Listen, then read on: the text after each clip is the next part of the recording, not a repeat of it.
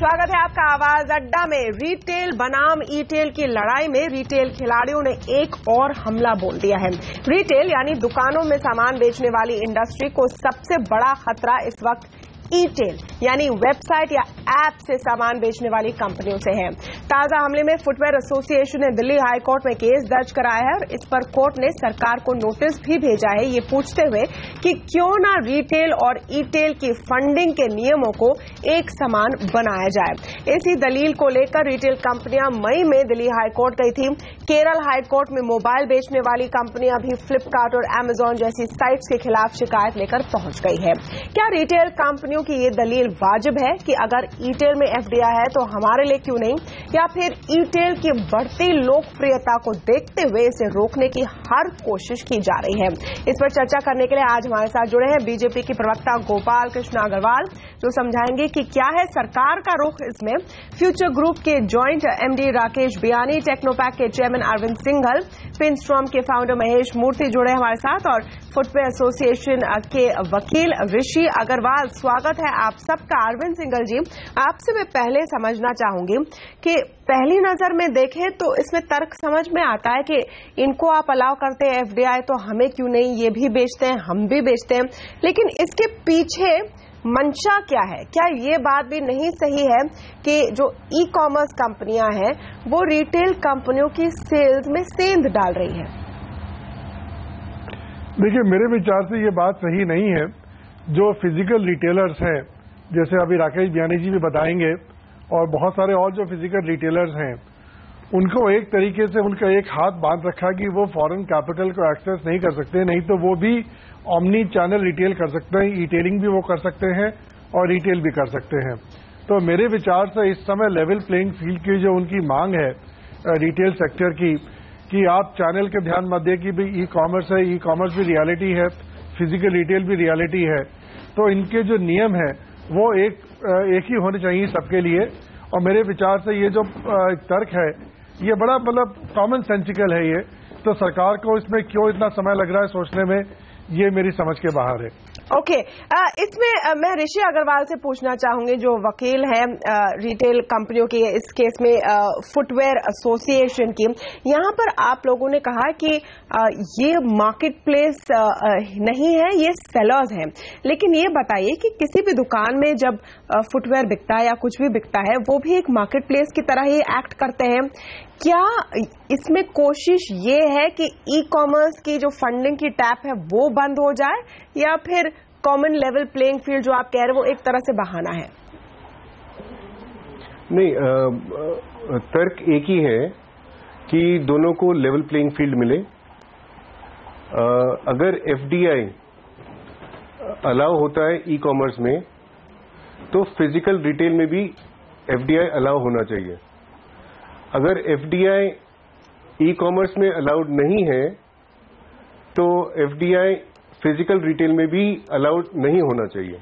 नहीं, ये तो मुझे समझ में आ रहा है, लेकिन जो यूपीए सरकार की एफडीआई के नियम है वो अभी तक ऐसा नहीं है कि सरकार ने कैंसिल किए। गोपाल अग्रवाल जी, मुझे लगता है कि सबसे ज्यादा कंफ्यूजन एक तरह से आपकी सरकार ने फैला रखा है। जो यूपीए का कानून था वो आपने कैंसिल नहीं किया, लेकिन आपकी स्टेटेड पोजीशन है कि रिटेल में एफडीआई नहीं होनी चाहिए, इसलिए कोई पैसा नहीं डाल रहा है। वहां पर ई कॉमर्स कंपनियों को एक तरह से खुली छूट है। इस मेस को कब क्लियर किया जाएगा? सिंगल ब्रांड रिटेल है, उसमें एफडीआई की कोई लिमिट नहीं है, फिजिकल मार्केट में भी। जहां तक एफडीआई इन मल्टी ब्रांड रिटेल है उसमें 50% की फिजिकल मार्केट में रेस्ट्रिक्शन है, और हम भी उस पर यूपीए के जो पास लॉ है उसमें कमिटेड थे कि स्टेट जो गवर्नमेंट अपने आप परमिशन ले सकती है। जो स्टेट गवर्नमेंट इसको अलाउ करती है तो वो उसको अलाउ करते हैं, जो नहीं रोकना चाहते वो रोक लें, क्योंकि ये स्टेट मैटर है। तो इस वाले स्टैंडिंग जो है उसी पे हम स्टैंड करते हैं। दूसरी बात ये बात आ रही है कि ई कॉमर्स में हम लोग जनरली गवर्नमेंट की पॉलिसी यही है कि ई कॉमर्स में जो है वो एफडीआई अलाउड नहीं है, और वो परमिशन जो B2C के अंदर यानी बिजनेस टू कॉमर्स में नहीं है, B2B में अलाउड है। तो यह पॉलिसी बिल्कुल स्पष्ट है। अगर और इसके बारे में clarification commerce minister Nirmala Sitharaman ji ने पार्लियामेंट में भी दिया था, और वह उनका फिजिकल स्टेटमेंट भी है कि हम ई कॉमर्स में जो एफडीआई है उसके रूल्स में कोई रिलैक्सेशन अलग से नहीं कर रहे हैं। तो मेरे ख्याल से पॉलिसी बिल्कुल स्पष्ट है। अगर स्पष्ट नहीं है पॉलिसी, इसलिए 3 बार रिटेलर्स कोर्ट जा चुके हैं गोपाल अग्रवाल जी। यहाँ पर राकेश बियानी फ्यूचर ग्रुप के इसमें बस मैं एक चीज कहना चाहता हूँ कि जो स्पष्टता नहीं है वो मार्केट प्लेस की डेफिनेशन पे है कि ये जो ई कॉमर्स में जो एफडीआई आ रही है या जो फ्लिपकार्ट और ऐसे जो कंपनीज के बारे में कह रहे हैं कि इनमें जो फॉरेन इन्वेस्टमेंट्स आ रहा है, तो उसमें क्योंकि वो मार्केट प्लेस की डेफिनेशन में कंफ्यूजन है। तो ये कंफ्यूजन कौन क्लियर करेगा? ये कंफ्यूजन गवर्नमेंट करेगा। वो डिपार्टमेंट ने संज्ञान ले लिया है कल के कोर्ट केस का। ये तो बात है। अब राकेश बियानी जी, यहाँ इसमें 2 बातें हैं। एक तो है कि मार्केट प्लेस की डेफिनेशन क्या है। इसमें मेरा सवाल है कि जिस तरह से ऑनलाइन मार्केट प्लेसेस है, वैसे आप लोग भी एक तरह से मार्केट प्लेस है। कौन सा आप साबुन, तेल, चप्पल, जूता खुद बना के बेच रहे हैं। दूसरी बात यह है कि क्या असली मकसद ये है कि जिस तेज रफ्तार से ई कॉमर्स सेवाएं लोकप्रिय हो रही है, उस धारा को किसी तरह से रोकी जाए? नहीं, I think we are need to just focus on 2 main points, right. आप एक तरह से हम बोल रहे हैं कि B2B बिजनेस अलाउड है। Definition of B2B very simple है। It is a business between one seller and another seller. Business is never between a seller and the end consumer. So that is what a B2B business है। एक wholesaler है, दूसरा wholesaler या एक manufacturer और wholesaler है, उनके बीच में ट्रांजैक्शन हो रहा है। That is what the B2B business is supposed to be. सच्चाई ये है कि दैट B2C बिजनेस हुआ जा रहा है। सच्चाई ये है कि Amazon बोलता है मैं सबसे बड़ा ऑनलाइन स्टोर, दूसरा बोलता है मैं ऑनलाइन रिटेलर। सब तो रिटेलर का नाम यूज कर रहे हैं। जो फंक्शन रिटेलर करता है वो सारे के सारे ये लोग कर रहे हैं। फिर भी हम लोग बोल रहे हैं ये मार्केट प्लेसेस है। और ये जो कस्टमर जा रहा है या जो भी कुछ हो रहा है, इट इज ऑल फंडेड। पैसे के बिना तो कोई काम होने वाला नहीं है। सारा काम पैसे के बुनियाद पे हो रहा है। और पैसा कहां से रहा है? एफडीआई से आ रहा है। सो हमारा खाली कहना यह है कि अगर पैसा अलाउड है in this form of market place, तो जैसे आपने राइटली कहा कि हम लोग भी तो मार्केट प्लेस ही हैं। हम भी यही बोल रहे हैं कि अगर इस तरह का मार्केट प्लेस में आप पैसा अलाउ करते हैं तो हमारे मार्केट प्लेस में क्यों नहीं करते हैं? जो यूपीए की सरकार की रूल है वो भी अभी जारी है। पैसा अलाउड है, स्टेट गवर्नमेंट के मन पर है। नहीं, ऐसा नहीं है।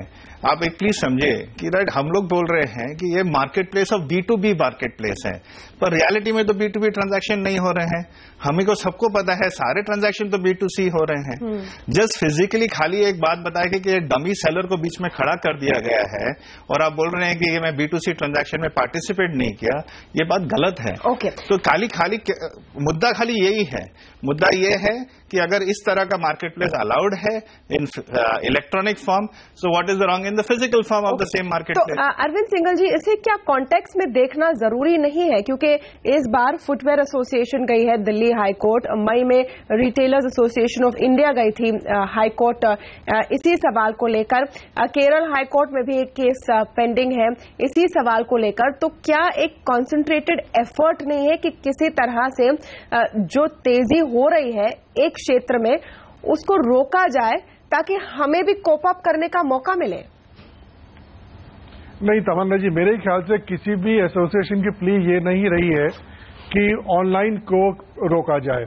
सबकी प्ली ये रही है कि भाई हमको कैपिटल चाहिए, रिटेल। सही बात है, on the face of it यही वो कह रहे हैं। आपकी बात टेक्निकली सही है। मैं टेक्निकल आर्ग्यूमेंट की बात नहीं कर रही हूँ सिंघल साहब, मैं मार्केट डायनामिक्स की बात कर रही हूँ। नहीं, मैं भी मार्केट डायनेमिक्स की बात इस तरह से कर रहा हूं कि जैसे अभी जो बीजेपी के प्रवक्ता है उन्होंने कहा कि भी हमारी पॉलिसी अलाउ करती है फिजिकल रिटेल में भी 51% या सिंगल मैन में 100%।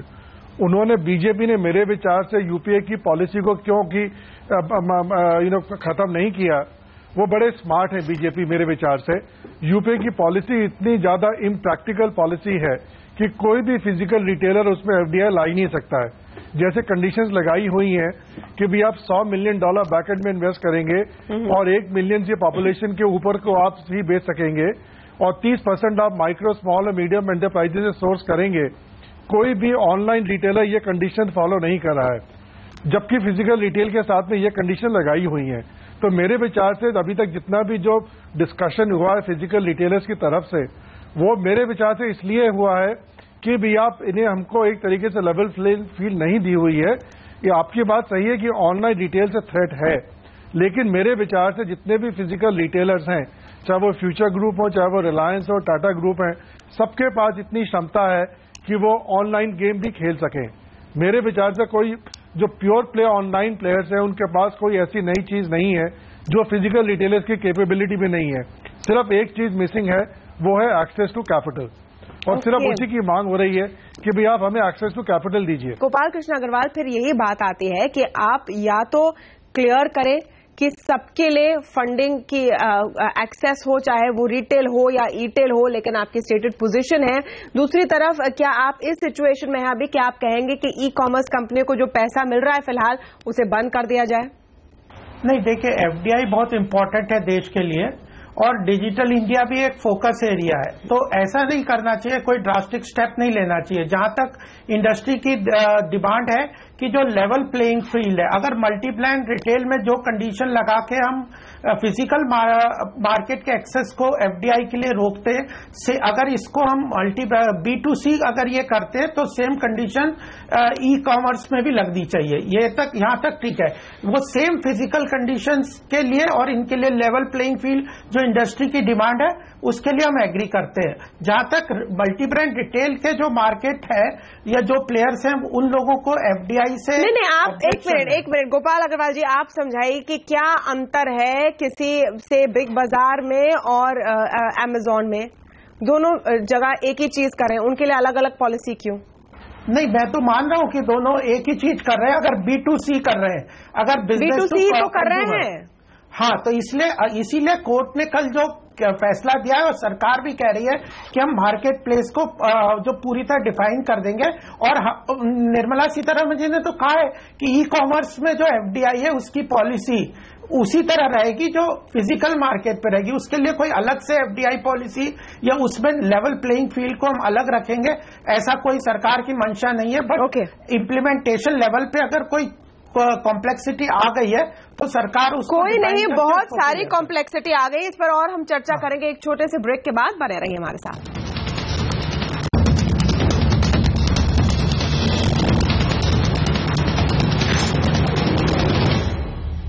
रिटेल बनाम ईटेल की लड़ाई तो नजर आती है, लेकिन इसके पीछे एक और बड़ी लड़ाई है कि क्या जो बीजेपी की रिटेल में एफडीआई की पॉलिसी है उसे पीछे हटना पड़ेगा।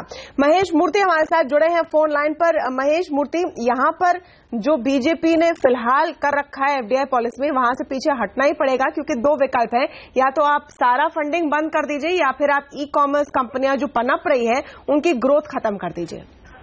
जी, इसमें दो तीन चीजें। पहले तो technically letter of the law follow की गई है, क्योंकि जब आप अमेजोन नाम कोई और सेलर का नाम रहता है तो टेक्निकली वो सेलर आपको बेच रहा है, अमेजोन बेच रहा नहीं है, अमेजोन बस फैसिलिटेट कर रहा है। अब ये लेटर ऑफ द लॉ है, spirit of the law violate की जा रही है, पर लेटर ऑफ द लॉ ही है। दूसरी बात यह है कि बीजेपी भाजपा का जो ये पूरा है, मैं हम किराना दुकान वालों की दोस्त है, तो एक्चुअली ये जो सारे कंप्लेनेंट्स है जो बिग बाजार शॉपर्स तक है, ये किराना दुकान नहीं है और बीजेपी का शायद इतना मतभेद इनके साथ है नहीं।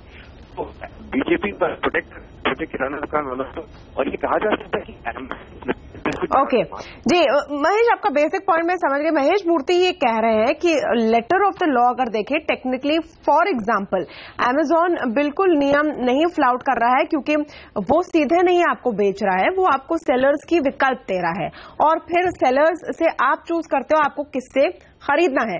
तो in this case Rakesh Biyani, दिक्कत क्या है? वो दूसरा फॉर्मेट है, ये तो मानना पड़ेगा आपको। नहीं, देखिए एक बात है कि टेक्निकली आपने एक दूसरे जन को डाल दिया बेचने के लिए। सच्चाई ये है कि वो तो आप ही की ग्रुप कंपनी थी कहीं कभी ना कभी, और ये कोई मेरा डॉक्यूमेंट नहीं है, this is an documented which has come out of the government themselves. Government भी जानती है कि WS रिटेल किसकी कंपनी थी या क्लाउडटेल किसकी कंपनी है, सभी को पता है ये कौन किसकी कंपनियां हैं। दूसरा प्रॉब्लम है कि दैट ये लोग सारे के सारे अल्टीमेटली पार्टिसिपेट कर रहे हैं to create market, participating in pricing, participating in discounting, participating in doing all the services that are required that a retailer does. So आप खाली एक letter of law manage manage करने के लिए जस्ट एक ट्रांजैक्शन को वैसे मैनेज करते हैं, but spirit of the law आप इग्नोर कर देते हैं, तो वो सही नहीं है। और वो सही मेरे हिसाब से ये रिस्पॉन्सिबिलिटी गवर्नमेंट की है कि उनकी पॉलिसी राइट ढंग से इम्प्लीमेंट हुई है, सारे लोग फॉलो कर रहे हैं। रिटेलर्स हम लोग सब लोग गए हैं, खाली हमने अकेला नहीं, मैं आपको बता रहा हूं सारे स्टेट गवर्नमेंट्स कंप्लेन कर रहे हैं। नहीं ना टैक्स रेवेन्यू आ रहा है, ना और कुछ आ रहा है। बीजेपी के प्रवक्ता यहाँ पर बैठे हुए हैं राकेश बियानी, और आपने उनको सुना, वो कह रहे हैं बहुत क्लियर है, हमारे मंत्री ने भी क्लियर किया है, बस जो थोड़ी सी चीजें हम सॉर्ट कर देंगे। देखिए, अगर सब क्लैरिटी है तो फिर स्टेट्स को कंप्लेन नहीं करनी चाहिए। Across the board states complain कर रहा है, अक्रॉस द बोर्ड कंज्यूमर भी कंप्लेन कर रहा है। कंज्यूमर को भी नहीं समझ में आ रहा है कि कभी कभी जो प्रोडक्ट सही नहीं आते उसका मैं क्या करूं, कौन रिस्पॉन्सिबल है इस प्रोडक्ट ट्रांजैक्शन का। ये तो सारा नोन है कि ये सब, और क्या है ये लॉ में इतनी ज्यादा एम्बिग्युइटी रखते हैं, इसके कारण सबको जुगाड़ करना पड़ रहा है। अब अभी ये देखिए, लेटेस्ट खबर सुनने को आ रही है कि जितने भी ये जो ऑनलाइन वाले हैं अभी ऑफलाइन स्टोर करेंगे, तो रिटेल स्टोर तो कर नहीं सकते हैं, तो टेक्निकली अभी बोल रहे हैं मैं, कोई बोलता है मैं एक्सपीरियंस जोन कर रहा हूं, कोई बोलता है मैं टच एंड फील जोन करूंगा। गोपाल अग्रवाल जी, सवाल ये है कि जब प्रधानमंत्री सिलिकॉन वैली जा रहे हैं, वो बात कर रहे हैं डिजिटल इंडिया की, startup India, stand up India की, ठीक है, ईज ऑफ डूइंग बिजनेस की बात हो रही है। एक बेसिक यहां पर रिटेल सेक्टर की जो प्रॉब्लम है उसको आप नहीं सुलझा पा रहे हैं। बहुत ही सिंपल चीज है, यहां पर ग्रो करना है, पैसा आना है, जहां से पैसा आना है वो उसको आने दीजिए। देखिए, मैं दो चीजें स्पष्ट कर दूं, सरकार अपनी पोजीशन खुद करेगी। पार्टी की तरफ से मैं एक दो चीजें स्पष्ट करना चाहता हूं कि एफडीआई के अगेंस्ट नहीं है, ना पार्टी है ना गवर्नमेंट है, बट मल्टी ब्रांड रिटेल में जो प्रॉब्लम है, जो मल्टी ब्रांड रिटेल में डोमेस्टिक सेक्टर्स को प्रॉब्लम है, उसके लिए हम कंसर्न्ड हैं, और उसके लिए एक रिजर्व्ड स्टेप्स बाय स्टेप वो उसको ओपन करना चाहिए। सर, आपके मैनिफेस्टो में लिखा है, साफ तौर पर आपकी पोजीशन है कि रिटेल सेक्टर में एफडीआई किस तरह से आ सकती है और नहीं आ सकती है, और इसी का परिणाम आज हमको देखने मिल रहा है। बिल्कुल, तो मैं यही कह रहा हूं कि जो मल्टी ब्रांड रिटेल में जो हमारे रेस्ट्रिक्शंस हैं या जो कंसर्न्स हैं, उनको ई कॉमर्स में भी सेम लेवल प्लेइंग फील्ड की जो बियानी साहब की जो डिमांड है या इंडस्ट्री की डिमांड है, हम उससे एग्री करते हैं, मिनिस्टर भी एग्री करते हैं कि दोनों में लेवल प्लेइंग फील्ड होना चाहिए। अगर हम मल्टी ब्रांड रिटेल को ओपन करते हैं बाकी एफडीआई और अलग सेक्टर्स के लिए, तो फिर इसको भी करना चाहिए। इन दोनों में लेवल प्लेइंग फील्ड रहनी चाहिए। उसमें जो एम्बिग्विटी अगर आ रही है उसको गवर्नमेंट रिजॉल्व करेगी। ये कैसे रिजॉल्व होगा अरविंद सिंघल जी? मार्केट प्लेस के जो डेफिनेशन है उसको जल्दी से सॉर्ट आउट कर देंगे। नहीं, अरविंद सिंघल जी, इसमें क्या करना चाहिए सरकार को? क्योंकि जो गोपाल कृष्ण अग्रवाल कह रहे हैं उसमें से जो मुझे समझ में आ रहा है, वो अभी तक ये मानने को तैयार नहीं है कि फिलहाल जो स्थिति चल रही है वो एक तरफ टिल्टेड है। देखिए, मुझे कहना नहीं चाहिए, लेकिन बीजेपी की जो पोजीशन रही है against multi brand retail FDI, मेरे विचार से वो बिल्कुल समय के साथ साथ बदली नहीं है। दुनिया में मेरे विचार से इस समय कोई मुल्क ऐसा नहीं होगा, चाहे वो डेवलप्ड इकोनॉमी हो या डेवलपिंग हो, कि जहां पे 2015 में ये डिबेट हो रही हो कि गवर्नमेंट को रिटेल सेक्टर को कंट्रोल करना चाहिए। तो मेरे विचार से प्रैग्मेटिक पॉलिसी बीजेपी की ये होगी कि अगर लेवल प्लेइंग फील्ड के नाम से कर एफडीआई इन रिटेल उसको खोल देना चाहिए। उसमें जो कंज्यूमर प्रोटेक्शन की जरूरत है या एंटी डंपिंग की जरूरत है या प्रेडेटरी प्राइसिंग की है, कंपटीशन कमीशन को स्ट्रेंथन करना चाहिए, डिपार्टमेंट ऑफ कंज्यूमर अफेयर्स को स्ट्रेंथन करना चाहिए कंज्यूमर प्रोटेक्शन के लिए, लेकिन ओनरशिप पे ध्यान नहीं देना चाहिए गवर्नमेंट को कि किसकी कैपिटल लगी है। मेरे ख्याल से ये सोल्यूशन है इसका। तो गोपाल कृष्ण अग्रवाल, क्या आप मानते हैं कि कहीं ना कहीं आप लोगों को ये टफ डिसीजन लेना पड़ेगा, जहां आपकी पॉलिटिकल पोजीशनिंग है, राजनीतिक पोजीशनिंग है कि जो छोटे किराने दुकान वाले हैं हम उनके लिए खड़े हैं, लेकिन अब जमाना बदल गया, उसके साथ चलना पड़ेगा? बिल्कुल, मल्टी ब्रांड रिटेल में धीरे धीरे ओपन तो करना पड़ेगा, ये तो मानते ही हैं, क्योंकि एफडीआई बहुत जरूरी है और ultimately consumer is the king. नहीं, धीरे धीरे का क्या मतलब है? कब और कैसे आप करेंगे और कब तक करेंगे? इसीलिए ये जो 2-3 रेस्ट्रिक्शंस लगाई थी, जिसके कारण पार्टी उसको मल्टी ब्रांड रिटेल को एक्सेप्ट कर रही थी कि 10 लाख से ऊपर के पॉपुलेशन वाले प्लेस में ही वो खुले। फिर दूसरा, उसमें वो 30% डोमेस्टिक प्रोक्योरमेंट करे मैन्युफैक्चरिंग में, एग्रीकल्चर सेक्टर में, फिर इतना 100 बिलियन का इन्वेस्टमेंट आया। तो ये जो धीरे धीरे जो कंडीशंस लगाई थी कि वो इससे डोमेस्टिक इंडस्ट्री या मल्टी ब्रांड रिटेल जो मार्केट में जो किराना स्टोर हैं वो भी पनपते रहे और आगे जाए, लेकिन हम ये मानते हैं कि इस सेक्टर को धीरे धीरे खोलना पड़ेगा। एफडीआई की भी जरूरत है और कंज्यूमर की आवश्यकता। चलिए ये अगर होता है तो आपके लिए पॉलिटिकल यू टर्न तो होगा, लेकिन इंडस्ट्री के लिए बहुत बड़ी बात होगी। सिंघल साहब, अंत में बस एक पॉइंट में रखना चाहते हो और उस पर आपका व्यू जानना चाहते हो। जब हम फंडिंग की बात कर रहे हैं, एक सिनेरियो ये भी हो सकता है कि अगर फंडिंग सबके लिए खुल जाए तब भी ई-टेल सेगमेंट में ज्यादा फंडिंग आए, क्योंकि अगर आप देखें कि उनकी लोकप्रियता बढ़ क्यों रही है, कंज्यूमर्स क्यों वहां पर आकर्षित हो रहे हैं। क्या आपको ये नहीं लगता कि जिस लेवल ऑफ सर्विस और ऑप्शन और एक्सपीरियंस वो लेकर आए हैं उससे पुरानी रिटेल कंपनियां नहीं मैच कर पाई है? देखिए, मैं थोड़ा उससे असहमत हूं इस विषय में कि अगर हम लोग स्टैटिस्टिकली देखें, चाहे अमेरिका हो, चाहे यूके हो या इवन चाइना हो, omni channel retail which means कि उसमें फिजिकल रिटेल भी है, डिजिटल रिटेल भी है जी, ये लोग सबसे आगे हैं। तो अगर फंडिंग की रिस्ट्रिक्शन हटा दी जाए और जो बाकी कंडीशंस लगा रखी हैं कि सोर्सिंग करनी है माइक्रो स्मॉल एंटरप्राइजेस से, तो मुझे कोई उसमें शक नहीं है मेरे मन में कि जो फिजिकल रिटेलर्स हैं वो भी राइज कर सकते हैं ई कॉमर्स का एडवांटेज लेने के लिए।